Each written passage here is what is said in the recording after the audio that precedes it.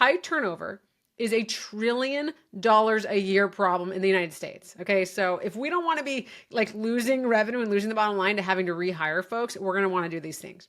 Welcome to the Managing Made Simple podcast, where you get a masterclass in managing your team with ease in 15 minutes or less. I'm Lia Garvin, your host and team operations consultant. Through this show and my programs with small businesses and corporate teams, I condense a decade of experience driving team operations in some of the most influential companies in tech into strategies to save you time, money, and most of all, stress. Doesn't matter if you're a business owner who realized that running a team isn't as easy as you thought it would be, are a new manager learning the ropes, or are a seasoned manager ready to up their game. Everyone is welcome to hang out with Managing Made Simple.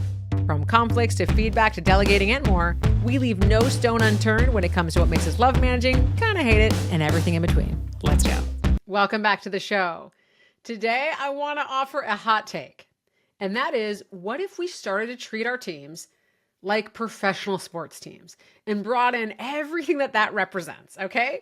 Now, if you're thinking like, well, I'm not a professional sports team because I work in a bank or a tech company or in manufacturing or in healthcare or I run a small business.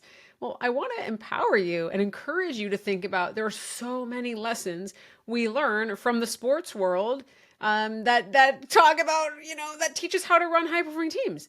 These are some of the highest performing teams that can come together and beat the odds, that are under an intense amount of pressure, that really model and embody like all of the elements of teamwork. That's why like teams and sports are often synonymous. And yet when we're in our own companies and businesses in the day-to-days of our roles, we often forget that, hey, we have a proven model for how to run great teams. And this applies even if you are not a sports person, okay, which admittedly I'm not. And as I talk about sports, I often have to look up and make sure, like investigate and research that I'm talking about the right stuff. But for this, I know 100% these three things I'm going to talk about today are true in most professional sports, if not all of them, and are something that when you bring to your team, it is going to be game changing. You are going to increase performance. You're going to increase results. You're going to increase profitability, and you're going to reduce attrition and turnover because there's nothing more expensive than high turnover. High turnover is a $1 trillion a year problem in the United States. Okay. So if we don't want to be like losing revenue and losing the bottom line to having to rehire folks, we're going to want to do these things. Number one, well, what do we do in sports? If you think about when you hear about those NFL contracts and you think about NBA and you hear these big numbers, well, teams pay a lot of money to get the best people, okay? We pay a lot of money in these professional sports leagues. And I'm talking about, well, let's just call it, I'm talking about like men's professional sports, stuff like NFL, NBA, MLB, okay? Like let's narrow to that. Those are the ones I'm talking about here. We pay top dollar to get top talent. And what's so surprising and infuriating, let's be honest, to me, is to hear business owners and team leaders come to me and say, hey, I want to hire a new person. I don't have a lot of budget, so I'm trying to go on the low end of this thing, or I'm trying to get around these requirements on minimum wage or minimum annual salary. And I'm thinking, how the hell do you think you're going to have a high performing team if you are wanting to pay someone as low as possible? Like, it doesn't add up. That's not what pro sports do.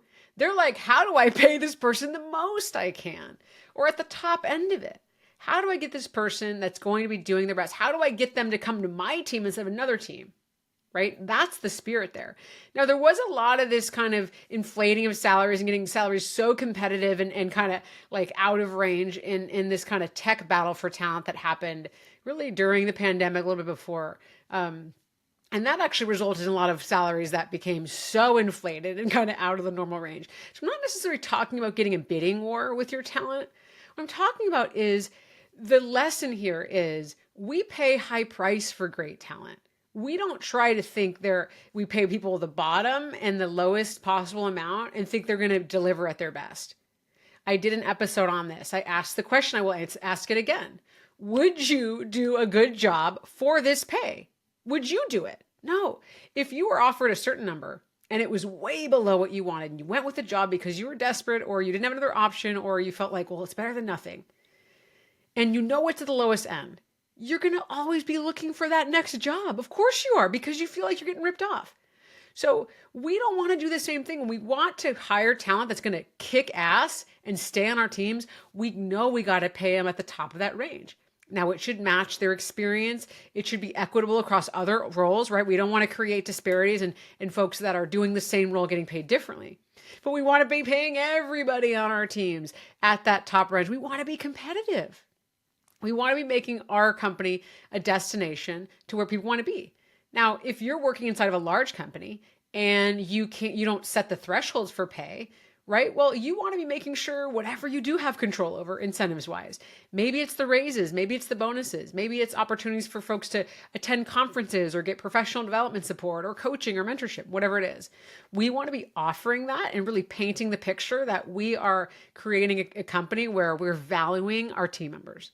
Right? That's the lesson here from the pro sports is we don't think we're going to pay like bottom dollar and get top results. It just doesn't work that way. Okay. So get rid of that mentality of like, how can I undercut everything and think about how can I make people like pay something people be excited about or offer incentives that people will be excited about.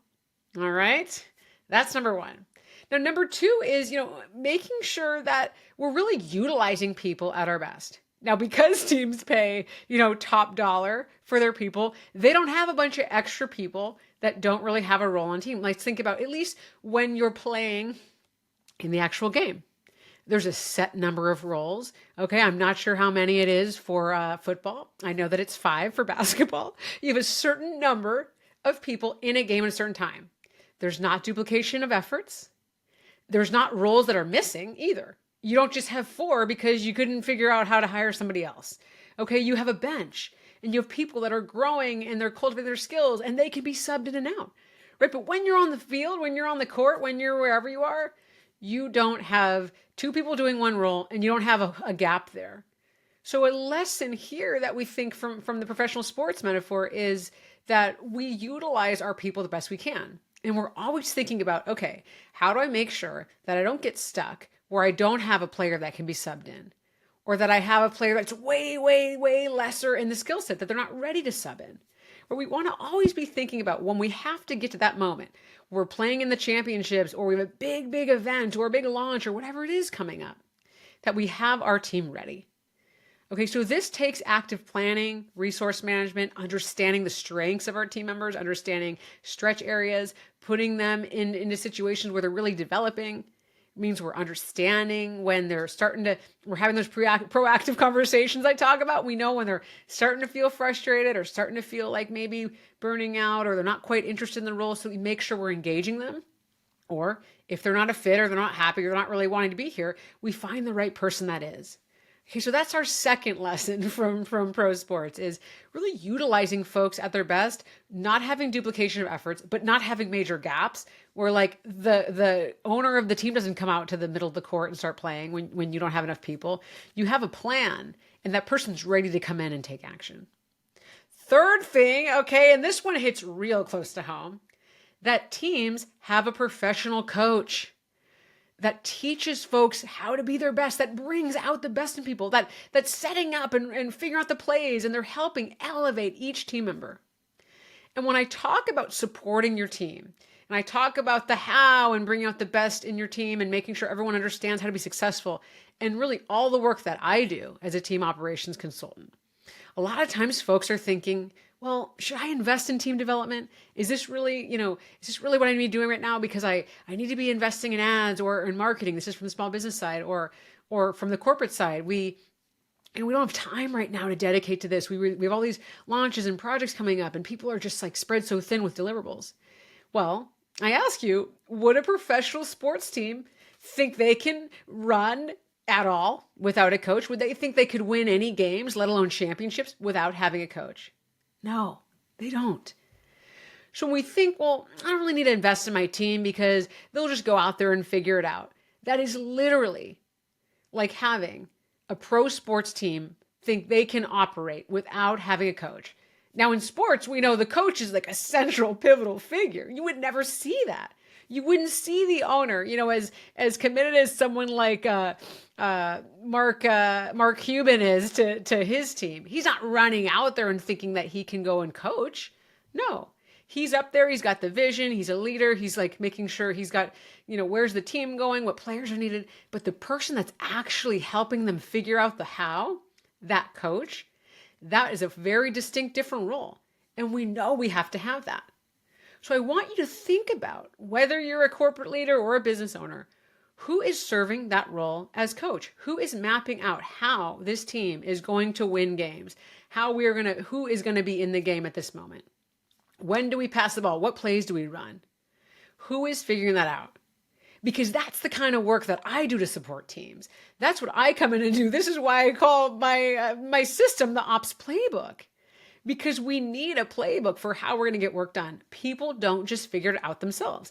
High performers, the people that are there to kind of 10x and crush their work, they still need someone to figure out what's the map, what's the direction, how are we going to get there? And so if you think you're going to be able to deliver better results next year than you did this year, and you think you're going to do that without a new plan or without a coach or someone to help you get there, I encourage you to think about what's the shift you're going to make? How are you going to do that? Because without a plan, you're just going to be seeing the same things over and over. People need an objective person to kind of look at and see, okay, well, what do we need here? They need someone that's an expert in it to help develop them. And so you've got to think about what is your plan for developing and upskilling and up-leveling your team. We got to be thinking about that all the time. Because if you don't have that, it's literally like having a professional sports team that has no coach. Okay, there's only so far that you can get on everyone's talent. Eventually, you need to run different plays. You need to have a new plan. Okay, so that's why I do the work that I do, supporting teams, big and small, in corporate companies, all the way to small businesses.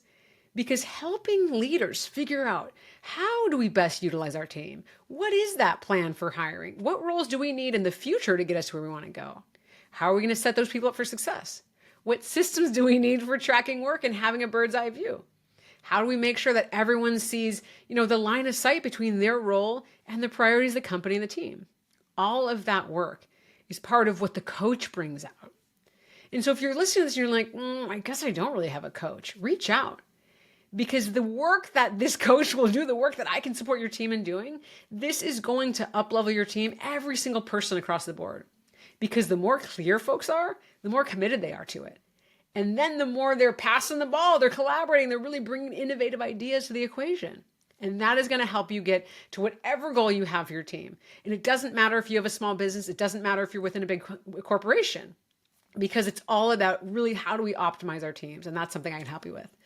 So that is what I want to leave you with today. Thinking about this metaphor. What if your team was a professional sports team? What would you have to do to bring out the best in them?